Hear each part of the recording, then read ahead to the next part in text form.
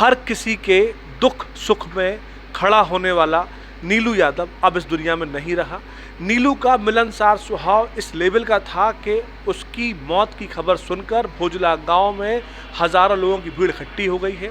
नीलू बुधवार की सुबह अपने घर से बाहर निकला और उसके बाद में खबर ये आई कि उसकी बुलेट तालाब के किनारे खड़ी हुई है।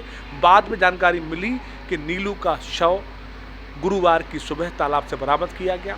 नीलू की मौत के पीछे कई सारे सवाल हैं कि इतना हंसमुख लड़का किस तरह से उसकी मौत हुई। हालांकि सभी को ये उम्मीद है कि पुलिस नीलू के मोबाइल की डिटेल के आधार पर मौत के सही कारणों का पता लगाएगी। नीलू नाम है, हमारे चाचा का लड़का है। कल सुबह 9:30 बजे नहा धो के मोटरसाइकिल से झांसी कर निकला था और 12-1 बजे फ़ोन लगाया तो उसका फ़ोन स्विच ऑफ था। उसके 1-2 घंटे में धीरे धीरे और कई लोगों ने फ़ोन लगाए। 3-4 बजे फिर उसको ढूंढना चालू किया। गांव में लगे सीसीटीवी कैमरा, रोड पर लगे सीसीटीवी कैमराओं में देखा तो वहाँ पता नहीं चला। इसी बीच रात को ढूंढ रहे थे तो 10 बजे रात में गांव के किसी व्यक्ति ने कहा कि गांव के दूर तालाब के पास एक मोटरसाइकिल दिख रही है रखी। शाम को देख के आया वो। हम लोग पहुँचे वहाँ तो देखा कि उसी की बुलेट मोटरसाइकिल, उसी के पास उसका मोबाइल, और थोड़े 100 मीटर आगे जाके देखा अंधेरे में टॉर्च से तो तालाब के पास उसकी चप्पल पड़ी मिली। पुलिस को सूचना दी, रात को ही पुलिस आई, लेकिन पुलिस ने कहा कि अब अंधेरा बहुत हो गया है, रात हो गई है, सुबह हम इसमें हो सकता है कि तालाब में हो, देखेंगे। तो सुबह गोताखोरों ने उसमें जाल डाल के बॉडी को बाहर निकाला। उसके बाद यहाँ पोस्टमार्टम के लिए के आए। लड़का जो है लॉ की लास्ट ईयर थी, पढ़ाई कर रहा था, पिताजी के साथ व्यापार में हाथ बटाता था।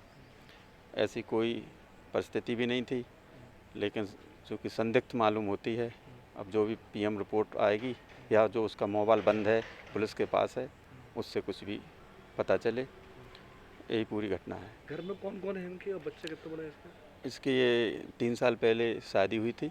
बेटी 1.5 माह की है, पत्नी है, भाई है, 2 बहनों की शादी हो गई, माँ है, पिताजी है, ताऊ हैं, उनके भी बेटे हैं, उनकी भी शादी हो गई।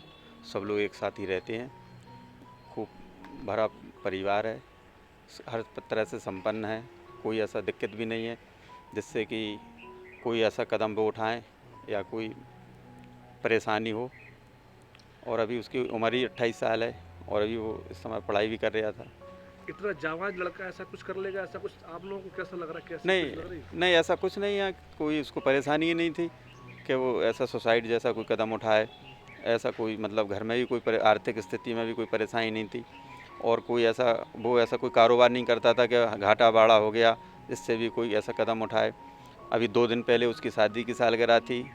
ओरछा में जाके बहुत धूमधाम से उसने शादी की सालगिरह मनाई, अभी 21 तारीख को ही। तो ऐसा कुछ नहीं है कि मतलब कि कहीं से कोई वो परेशान था। फिर क्या लग रहा है आप लोगों को, हुआ क्या बताइए? अभी कोई चूँकि दुश्मनी भी नहीं है कि कोई उसका कोई वो कर दे। ऐसी कोई गांव गाड़े में थोड़ी बहुत तो होती रहती, लेकिन कोई ऐसी मतलब दुश्मनी भी नहीं है कि कोई बच्चे को मार के फेंक जाए, ऐसा भी नहीं है।